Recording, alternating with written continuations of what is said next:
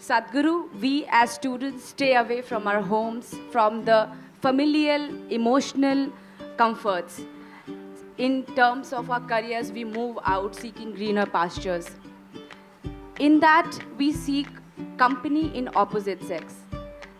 Some people get into relationships which gradually progresses to physical intimacy. Sadhguru, the question is then why, as generations, we cannot discuss it openly? Or is premarital sex still a taboo? See, this is not some kind of a prescription. This is an individual need. Right now, we must understand this. In this society, we handled human sexuality like this. Before a girl attains puberty, they are named. This is the boy you're going to marry at the age of 6 or 7. They don't marry, but they keep telling him, your uncle's son, this guy, you're going to marry him, you're going to marry him.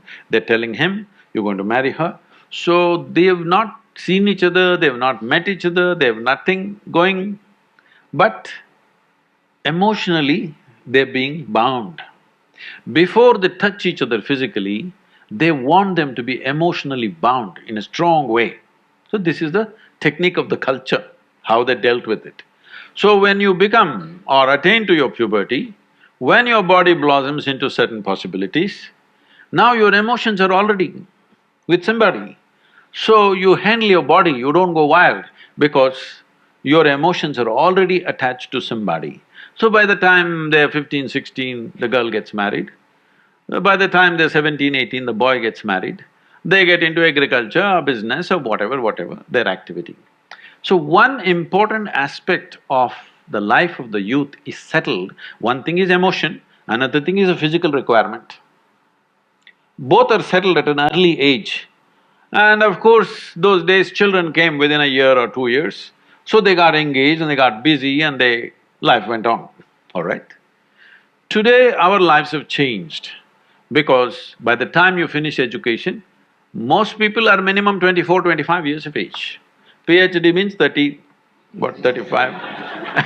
I don't know what It depends how kind your professor is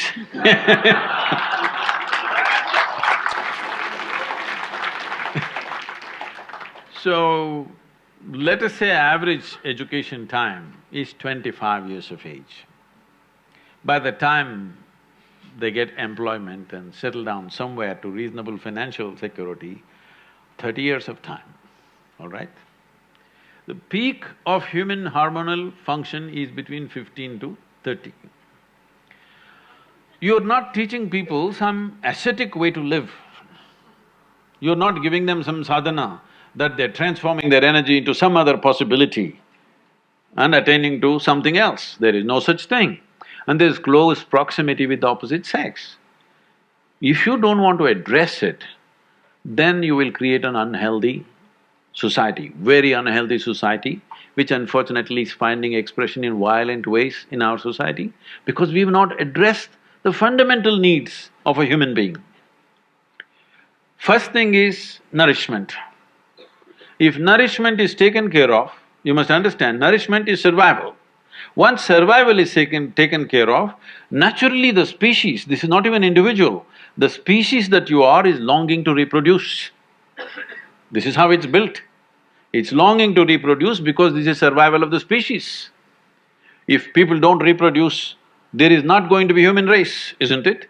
So, your body and your mind plays many tricks, and how when you look at somebody, you suddenly think they're the most beautiful, suddenly you think they're the most fantastic, you will discover later